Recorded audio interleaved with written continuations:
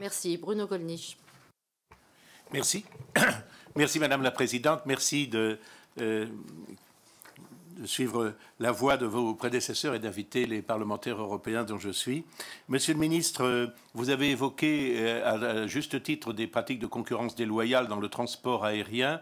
Je voudrais vous demander votre opinion sur ces pratiques dans le domaine du transport maritime.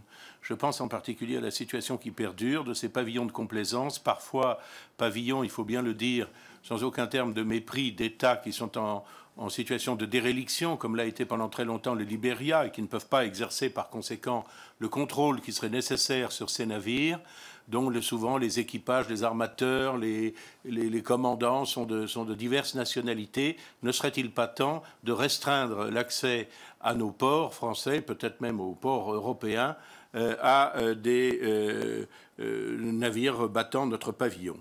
Ma deuxième question porte sur la protection des intérêts de nos pêcheurs dans la zone maritime exclusive. Comme vous le savez mieux que moi, la Convention de Montego Bay octroie à la France, si l'on inclut la mer territoriale, 200 000 marins de zone économique exclusive. Ça veut dire, par exemple, autour de l'îlot de Clipperton, il y a une zone économique exclusive de 370 km de rayon, ce qui est évidemment considérable.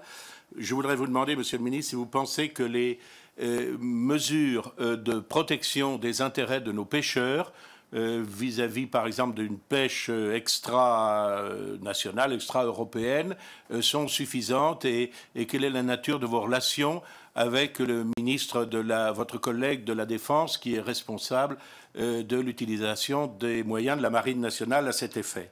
Enfin, une dernière question qui a trait au projet de TGV Rhin-Rhône. Vous n'ignorez pas, Monsieur le ministre, que ce projet est assez controversé.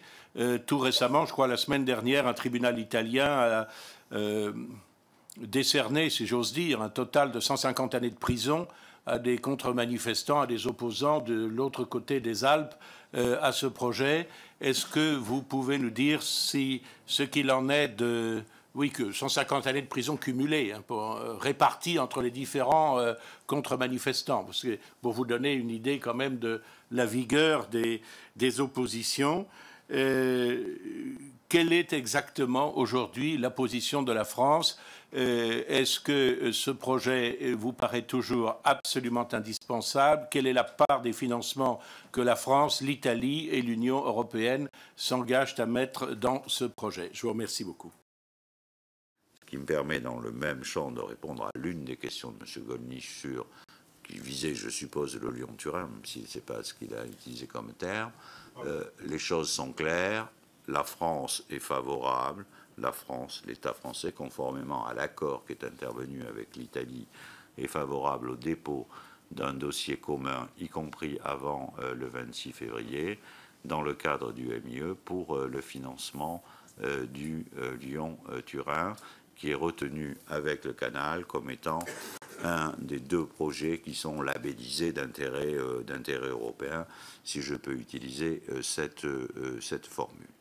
La question du financement, de la clé de répartition du financement entre la France et l'Italie, vous le savez, résulte d'un traité international dans lequel la clé de répartition a été fixée entre la France et l'Italie, 57-43. Reste une question qui va passionner les juristes, probablement, c'est de savoir comment on calcule les intérêts sur cette clé de répartition. Mais enfin, je pense que les pays auront l'occasion, lors du prochain sommet France-Italie, de réaffirmer leur volonté d'avancer. Comment sera, pour être très précis, financée la quote-part française de cet engagement? Le Premier ministre a nommé parlementaire en mission auprès de moi actuellement, Michel Destot et Michel Bouvard, avec comme mission de réfléchir, mais ça peut concerner par incidence évidemment la question du financement du canal, de l'application de Eurovignette 3. Autrement dit, par rapport à ce texte dont on ne connaît pas l'application, comment on peut avoir l'application de Eurovignette 3, c'est-à-dire en réalité un surpéage interne, et avec quelle assiette qui permettent de financer ces grands projets. C'est la mission qui leur a été confiée et j'ai d'ailleurs examiné ce dossier et cette question à la fois avec mon collègue allemand, mais aussi avec d'autres collègues lors d'une réunion lundi de la semaine dernière à Luxembourg. Et je pense que nous avons là une piste qui est extrêmement sérieuse et importante.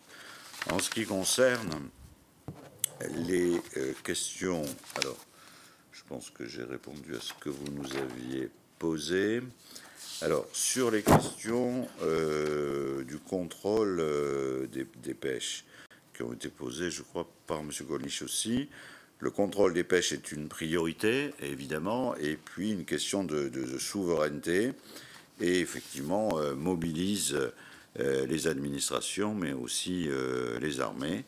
Et les luttes contre la pêche illégale sont importantes, notamment, je le citais parce que c'est là que les moyens sont aujourd'hui concentrés pour l'essentiel, outre-mer, et particulièrement au large de la Guyane, où nous avons quelques difficultés.